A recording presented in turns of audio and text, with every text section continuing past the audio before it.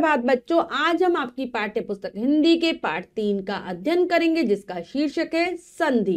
तो चलिए पाठ को पढ़ते हैं, जानते हैं संधि के विषय में। संधि क्या होती है, किस प्रकार से हम संधि शब्दों का प्रयोग करते हैं, भाषा के अंतर्गत किस प्रकार से उनका निर्माण करते हैं। पाठ को शुरू करते हैं। पाठ 3 संधि। देखिए, पढ़िए और समझिए। यहाँ पर चित्र बने हुए हैं, नीचे कुछ शब्द लिखे हैं, पढ़ते हैं। विद्या जमा अर्थी विद्यार्थी, पर्वत जमा आरोही पर्वतारोही। उपयुक्त उदाहरणों में पहले शब्दों की अंतिम ध्वनियां दूसरे शब्दों की पहली ध्वनियों से मिलकर रंगीन शब्दों क्रमशः विद्यार्थी और पर्वतारोही का निर्माण कर रही हैं। परिवर्तन की इस प्रक्रिया को संधि कहते हैं। तो हमने क्या देखा, यहाँ पर दो शब्द आए हैं, विद्या और फिर आया है अर्थी। विद्या के अंत में आ शब्द आ रहा है और अर्थी के प्रारंभ में अ शब्द आ रहा है, दोनों को मिलाया तो एक शब्द बना हमारा नया विद्यार्थी। ठीक है, आ और आ दोनों मिल गए और नए शब्द की रचना हुई। ऐसे ही पर्वत शब्द के अंत में आ ध्वनि आ रही है और आरोही के प्रारंभ में आ ध्वनि आ रही है, दोनों को मिला दिया तो नया शब्द बन गया पर्वतारोही। इसी मेल को, इसी जोड़ को संधि कहा जाता है कि जो बदलाव होता है, परिवर्तन होता है। तो परिभाषा है, दो वर्णों के पास पास होने पर उनके परस्पर मेल से जो विकार या परिवर्तन होता है उसे संधि कहते हैं। यानी कि दो वर्ण, दो शब्दों के अंतिम और प्रारंभिक वर्ण जब आसपास आते हैं, उनका जब मेल होता है, उनसे जो परिवर्तन आता है वही संधि है।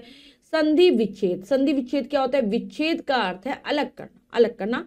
जब संधि युक्त शब्दों को अलग अलग करके फिर से पहली वाली स्थिति में रख दिया जाए तो इसे संधि विच्छेद कहा जाता है। जैसे मतलब संधि तो हो गया कि हमने दो शब्दों को आपस में मिला दिया, ठीक है, और विच्छेद का अर्थ हो गया कि जो शब्द बने हैं उसको फिर से अलग अलग करके जैसे वो थे वैसे ही बना दो, तो ये है संधि विच्छेद। जैसे धर्मात्मा एक शब्द है, इसमें दो शब्द आए, धर्म जमा आत्मा, इनको हमने अलग अलग कर दिया तो ये संधि विच्छेद है। जगदीश में जगत जमा ईश, रमेश रमा जमा ईश, महर्षि में महा जमा ऋषि, तो ये विच्छेद है। अब आता है संधि के भेद। संधि के 3 भेद होते हैं, यानी कि जो हमारी संधि है वो 3 प्रकार की है। पहली है स्वर संधि, दूसरी है व्यंजन संधि और तीसरी है विसर्ग संधि। इनके बारे में जान लेते हैं। स्वर संधि, दो स्वरों के आपसी मेल से उनमें जो विकार परिवर्तन उत्पन्न होता है उसे स्वर संधि कहते हैं। जैसे मतलब जब दो स्वर, स्वर का स्वर संधि है तो स्वर ही आएंगे, जब दो स्वर आपस में पास पास आए और जो परिवर्तन हो वही स्वर संधि है। जैसे कृष्ण जमा अवतार, कृष्ण अवतार, तो इसमें कौन कौन से हैं? कृष्ण के अंत में आया है, अवतार के प्रारंभ में आ है, दोनों मिलाकर आ हो गए, शब्द बना कृष्ण अवतार। ऐसे शुभ जमा आरंभ, शुभारंभ, आ जमा आ बराबर आ, शुभ के अंत में क्या है? अ, और आरंभ के प्रारंभ में आ, दोनों को मिलाए तो आ, शुभारंभ। स्वर संधि के 5 भेद होते हैं, दीर्घ संधि, गुण संधि, वृद्धि संधि, यण संधि और अयाति संधि। इसके 5 प्रकार है, जानते हैं सबके बारे में। अब है सबसे पहला दीर्घ संधि। ह्रस्व या दीर्घ आ ई उ री के बाद ह्रस्व या दीर्घ आ ई उ री स्वर आते हैं तो क्रमशः आ ई उ री हो जाते हैं। जैसे मतलब जो ह्रस्व यानी कि हमारे जो छोटे वाले जो स्वर होते हैं अ ई उ री, इनके बाद दीर्घ आ जाए। दीर्घ स्वर कौन से होते हैं? आ, बड़ा वाला जो ई होता है, बड़ा वाला ऊ होता है या फिर री होता है, ये आ जाए तो दोनों को मिलाकर ये क्या बन जाते हैं? दीर्घ बन जाते हैं। दीर्घ ही बनते हैं हमेशा, मतलब अ और अ भी आ रहे हैं तो दोनों आ ही बनेंगे। छोटी, दोनों छोटी ही आ रही तो बड़ी ई ही बनेगी। एक छोटी है एक बड़ी है तब भी बड़ी ही बनेगी, हमेशा बड़ा बनता है, दीर्घ बनता है, इसका नाम ही दीर्घ है। जैसे आ जमा आ बराबर आ, धर्म जमा अर्थ धर्मार्थ, ठीक है, आ जमा अ बराबर आ, विद्या जमा अभ्यास विद्याभ्यास, ई जमा ई बराबर ई, अभी जमा इष्ट अभीष्ट, ई जमा ई बराबर ई, मही जमा इंद्र महेंद्र, ऊ जमा ऊ, भानु जमा उदय भानुदय, ऊ जमा ऊ, भू जमा उत्सर्ग भूत्सर्ग, री जमा री, पितृ जमा ऋण पितृण, ठीक है।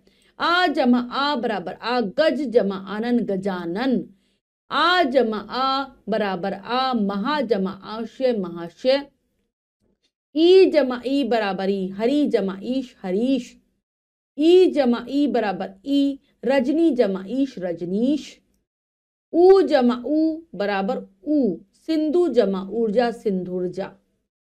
ऊ जमा ऊ बराबर ऊ, भू जमा ऊर्जा भूर्जा। ठीक है, हमने क्या देखा, इन सारे जो हमने उदाहरण पढ़े हमने देखा क्या है, पहले छोटा अ है या फिर पहले बड़ा आ है, दोनों को मिलाकर बड़ा आ ही बनेगा। ऐसे ही ई में होता है छोटी आई या बड़ी आई बनेगी बड़ी ई ही, दोनों बड़ी ही आएंगी तब भी बड़ी ही बनेगी। ऊ के साथ भी ऐसा है और री के साथ भी ऐसा ही है। आप बार बार उदाहरणों को पढ़कर समझने का प्रयास करेंगे। नेक्स्ट है हमारी गुण संधि। आ का संयोग हर्स्व या दीर्घ ई उ या री के साथ होता है तो क्रमशः ए ओ और अर हो जाता है। मतलब जो पहला वाला शब्द है उसके अंत में अ आए या फिर आ आए, और बाद में चाहे छोटा वाला ई आए या ई आए, ऊ आए या ऊ आए, री आए, तो उनके साथ जब ये दोनों मिलते आ और ये सारे जो मिलते हैं आ मिलते हैं जब इनके साथ, तो अगर आ के बाद ई आती है तो ए हो जाता है, ऊ आता है तो ओ हो जाता है, और री आता है तो अर हो जाता है। कैसे होते हैं देखते हैं। आ जमा ई बराबर ए, नर जमा इंद्र नरेंद्र। ठीक है, आ जमा ई बराबर ए, गण जमा ईश गणेश। आ जमा ई बराबर ए, महा जमा इंद्र महेंद्र। आ जमा ई बराबर ए, लंका जमा ईश लंकेश। आ जमा ऊ बराबर ओ, वार्षिक जमा उत्सव वार्षिकोत्सव। आ जमा ऊ बराबर ओ, सूर्य जमा उष्मा सूर्योष्मा। आ जमा ऊ बराबर ओ, महा जमा उदय महोदय। आ जमा ऊ बराबर ओ, गंगा जमा उर्मी गंगोर्मी। आ जमा री बराबर अर, राज जमा ऋषि राज ऋषि। आ जमा री बराबर अर, महा जमा ऋषि महर्षि। ठीक है, तो ये है हमारा परिवर्तन कि अगर आ के बाद ई है तो क्या हो रहा है, वो बदलकर ए। आ के बाद ऊ है तो वो बदलकर हो रहा है ओ, और री है तो वो हो रहा है अर। अब है वृद्धि संधि। आ का मेल ए या आई से होने पर आई तथा ओ या औ से होने पर औ बनता है। जैसे वृद्धि संधि में बच्चों क्या होगा, प्रारंभिक दो शब्द हैं, पहले शब्द के अंत में होगा अ या फिर आ, अगले वाले शब्द में ए आएगा या फिर आई आएगा। प्रारंभ में दोनों मिलेंगे तो जो क्या होगा, ए होगा वो आई हो जाएगा। ए छोटा है या बड़ा है, दोनों मिलकर आई होंगे। ओ आया है या फिर क्या है, औ आया है, तो दोनों मिलकर औ बनेंगे। ठीक है, हमेशा इसमें वृद्धि होती है। उदाहरणों के माध्यम से समझेंगे। आ जमा ए बराबर आई, एक जमा एक एक एक। आ जमा आई बराबर आई, धन जमा ऐश्वर्य धनेश्वर्य। आ जमा ए बराबर आई, सदा जमा ए सदैव। आ जमा आई बराबर आई, महा जमा ऐश्वर्य महेश्वर्य। आ जमा ओ बराबर औ, जल जमा ओ जलोद। आ जमा औ बराबर औ, वन जमा औषधि वनौषधि। आ जमा ओ बराबर औ, महा जमा ओजस्वी महोजस्वी। आ जमा औ बराबर औ, महा जमा औदार्य महोदार्य। ठीक है, हमने देखा कि किस प्रकार से आ के बाद ए आ रहे हैं तो आई बन रहे हैं, चाहे वो छोटा चाहे वो ए हो या आई हो। ठीक है, और अगर ओ या औ आ रहे हैं अ के बाद तो वो औ ही बन रहे हैं। अब आता है यण संधि। हर्स्व या दीर्घ ई ऊ री के बाद यदि अन्य असमान स्वर आता है तब ई तथा ई को य, ऊ तथा ऊ को व और री को रा में बदलते हैं। जैसे मतलब पहले शब्द के अंत में छोटी ई आई या फिर बड़ी ई आई, छोटा ऊ आई या फिर बड़ा ऊ आई या फिर री आई, और बाद वाले स्वर में क्या है, ई के बाद कोई भी असमान स्वर आ जाए, मतलब जो उससे मिलता जुलता ना हो तो ई बदल जाएगी, छोटी ई या फिर बड़ी, दोनों या में बदल जाएंगी। और ऊ आ रहा है, ठीक है, ऊ और ऊ प्रारंभिक शब्द में आ रहा है, अंत में क्या होगा, मतलब जो पहला शब्द है उसके अंत में ई या ई आ रहा है और बाद में कोई भी स्वर आ रहा है तो क्या बदलेगा, वो या में। और अगर प्रारंभ जो पहला जो शब्द है उसके अंत में ऊ या ऊ आ रहा है और उसके बाद कोई भी स्वर आ रहा है उससे के जैसा नहीं होना चाहिए तो वो बदलकर व हो जाएगा, और री आ रहा है तो वो रा में बदल जाएगा। ठीक है, री आया है पहले शब्द के अंत में और दूसरे शब्द के प्रारंभ में कुछ भी आए, कोई भी असमान स्वर आए तो वो रा हो जाएगा। जैसे उदाहरण पढ़ते हैं, ई जमा अ बराबर या अति जमा अंत अत्यंत। ई जमा आ बराबर या इति जमा आदि इत्यादि। ई जमा उ बराबर यू, ऊपरी जमा उक्त उपयुक्त, ई जमा उ बराबर यू, नी जमा उ न्यून, ठीक है। ई जमा ए बराबर ये, प्रति जमा एक प्रत्येक, उ जमा आ बराबर वा, मनु जमा अंतर मनवंतर, उ जमा आ बराबर वा, सु जमा आगत स्वागत, उ जमा ई बराबर वी, अनु जमा इति अन्विति, उ जमा ए बराबर वे, अनु जमा एशन अन्वेषण, री जमा आ बराबर रा, क्या हो जाएगा मात्राज्ञा। अब है हमारा जो इसका पांचवा भेद है स्वर संधि का, वो होता है अयाति संधि। ए आई ओ औ स्वरों का मेल दूसरे स्वरों से होने पर ए का आए, आई का आए, ओ का अव तथा औ का आव हो जाता है। इनका कहने का बच्चों क्या तात्पर्य है, दो शब्द होते हैं, हमेशा संधि में दो शब्द होते हैं। पहले शब्द के अंत में ए आई ओ औ आते हैं और दूसरे शब्द के प्रारंभ में कोई भी स्वर आए तो जो ए होगा वो आय बदल में हो जाएगा, आई हो जाएगा, ओ अव हो जाएगा और औ हो जाएगा आव। कैसे होगा उदाहरण के माध्यम से समझते हैं। ए जमा अ बराबर आए, ठीक है, और इससे बना ने जमा अन नयन, आई जमा अ बराबर आए, गई जमा अक गायक, ओ जमा अ बराबर अव, पो जमा अन पवन, ओ औ जमा अ बराबर आव, पौ जमा अन पावन। तो ठीक है, इस प्रकार से होगा। तो बच्चों हम यहाँ पर क्या देख रहे हैं कि ए में अ यानी कि असमान स्वर मिला तो ए बदल गया अ में, जैसे ने में ए जुड़ा है और फिर बाद में अ आ रहा है तो दोनों मिलकर नयन हो गए, नयन हो गए, ठीक है। ये वाला ए और ये वाला अ मिलकर अय हो गए, नयन, ठीक है, ऐसे होता है। अब आती है व्यंजन संधि।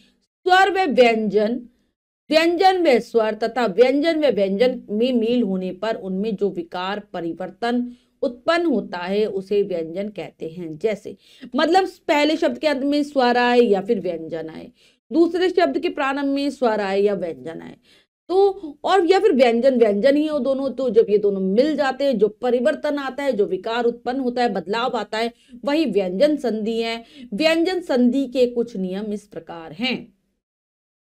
क्या नियम है? पहला है, यदि मां के बाद क से म तक कोई व्यंजन हो तो म अनुस्वार में बदल जाता है। जैसे मतलब मैं है, पहले शब्द के अंत में आया है म और उसके बाद क से लेकर म तक कोई भी व्यंजन वर्ण आ रहा है तो मैं क्या बदल जाएगा? अनुस्वार में। अनुस्वार में यानी कि एक बिंदी के रूप में हो जाएगा। जैसे सम जमा कल्प संकल्प, सम जमा बंध संबंध, सम जमा तोष संतोष, सम जमा चय संचय, ठीक है, अनुस्वार में हो गया।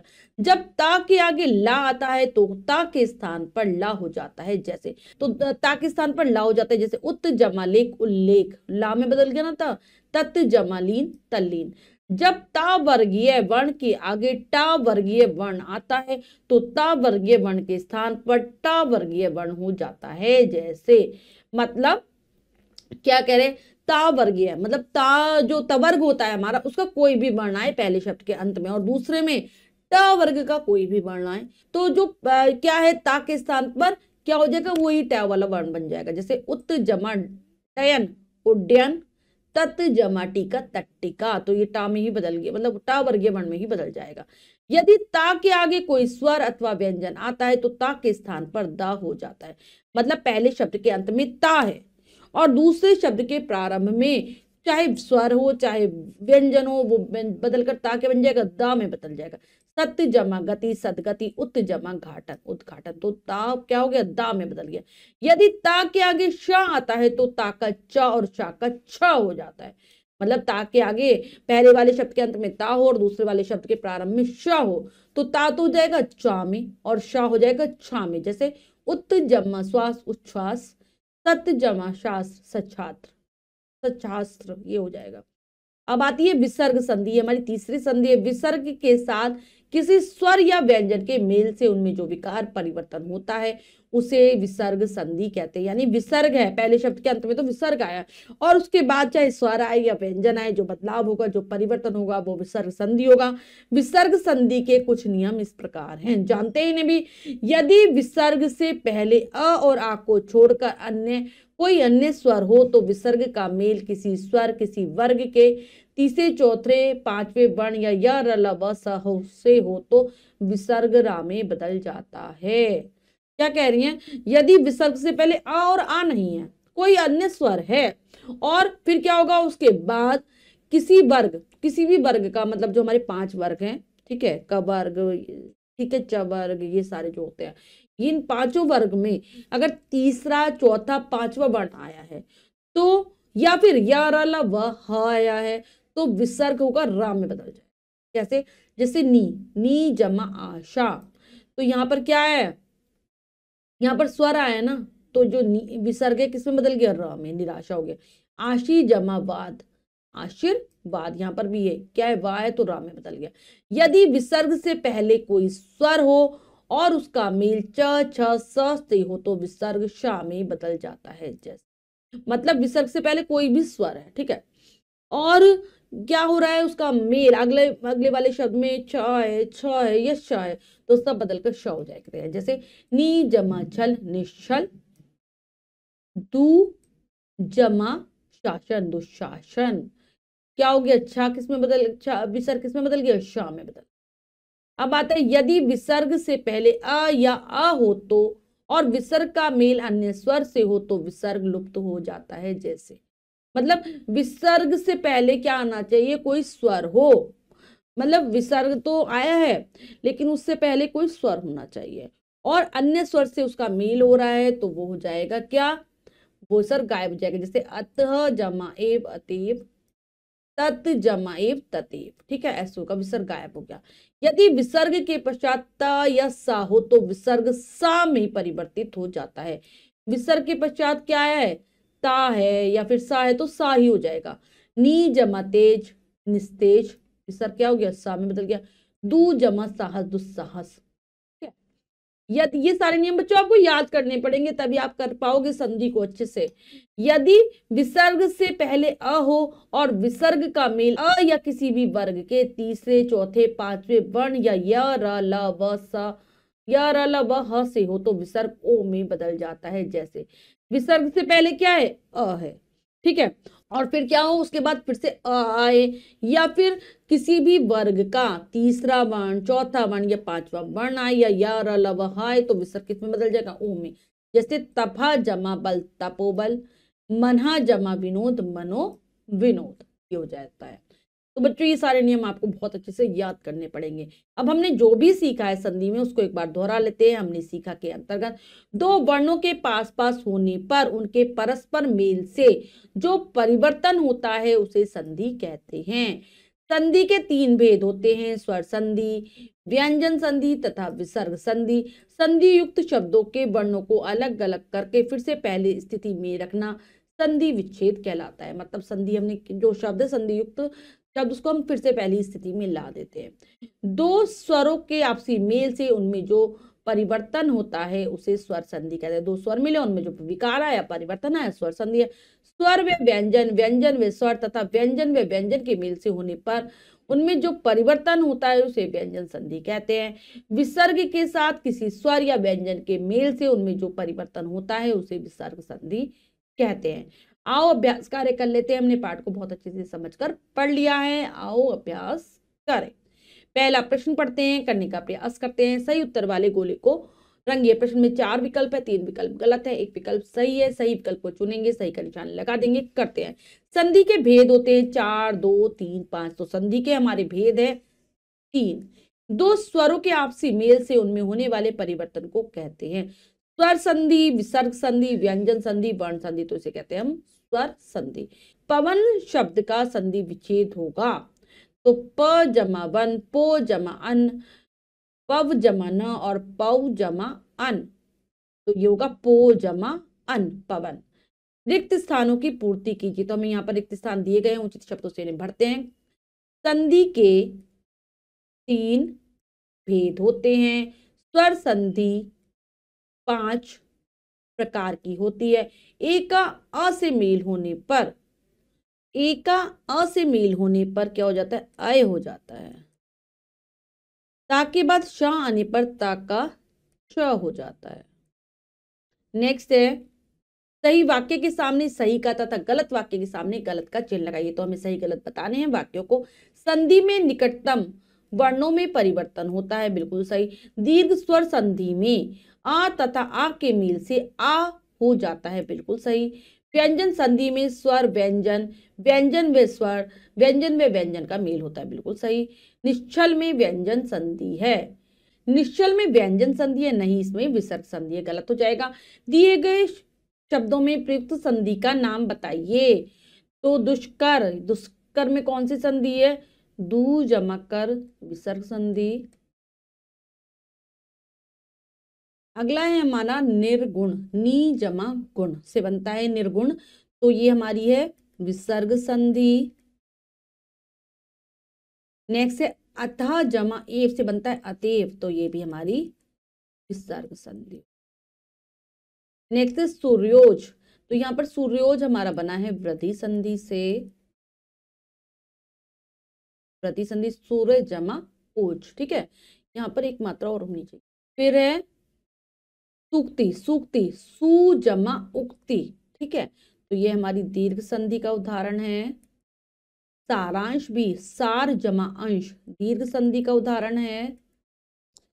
तनलीन, तत् जमा लीन, ये हमारा व्यंजन, व्यंजन संधि का उदाहरण है। इसके बाद जो बच्चों रह गए हैं उच्चारण, मनोरंजन, विद्यालय, उच्छ्वास और रमेश, इनको आप स्वयं करेंगे। अब दिए गए शब्दों की संधि विच्छेद कीजिए, तो हमें अलग अलग करके लिखना है। तो क्या हो जाएगा? सबसे पहला है महोदय, महा जमा उदय, महा जमा उदय महोदय। नेक्स्ट है हमारा परीक्षा, कैसे करेंगे परीक्षा का? परी जमा इक्षा, परीक्षा, ठीक है। सर्वोत्तम, तो क्या हो जाएगा? सर्व जमा तम, सर्वोत्तम। तथेव क्या हो जाता है? तथा जमा एव, तथेव। पुस्तकालय, पुस्तक जमा आलय। नेक्स्ट है उल्लेख, क्या हो जाएगा उल्लेख में? उत जमा लेख, उल्लेख। इसके बाद है पुनर्जन्म, पुनः, पुनः जमा जन्म, ठीक है। ऐसे ही बाकी के जो रह गए हैं वो आपको करने हैं। नीरज, उद्घाटन, कविंद्र, निसंतान और प्रतीक्षा, इनका आप खुद संधि विच्छेद करेंगे। दिए गए शब्दों में संधि कीजिए, अब हमें मिलाकर लिखना है। नी कपट, नी कपट का क्या हो जाएगा? निश कपट। ने जमा अन, नयन। भू जमा ऊर्जा, क्या हो जाएगा? ऊर्जा। मही जमा इंद्र, क्या हो जाएगा? महींद्र। महाजमा आशय, महाशय। सत जमा जन, क्या हो जाएगा? सज्जन। सूर्य जमा उदय, क्या हो जाएगा? सूर्यो, सूर्योदय, ठीक है। तो बच्चों ये कार्य हमने करा है। इसके बाद रह गए हैं परम जमा अणु, पो जमा अक, मन जमा रथ और मातृ जमा आज्ञा, दू जमा बर। इनके आप खुद संधि युक्त शब्द बनाने का प्रयास करेंगे, इनकी संधि करने का प्रयास करेंगे। आशा करती हूँ ये पाठ आपको बहुत अच्छे से समझ आ गया होगा। हमने कार्य पूर्ण कर लिया है। इसके बाद जो भी कार्य है वो आपको स्वयं करना है सुंदर अक्षरों में अपनी अभ्यास पुस्तिका में। बच्चों आज हमने पाठ के माध्यम से संधि के विषय में जाना। आशा करती हूँ यह पाठ आपको बहुत अच्छे से समझ आ गया होगा। पाठ को फिर से जरूर पढ़ेंगे। मिलते हैं अगली कक्षा में नए पाठ के साथ। तब तक के लिए स्वस्थ रहिए, प्रसन्न रहिए। धन्यवाद।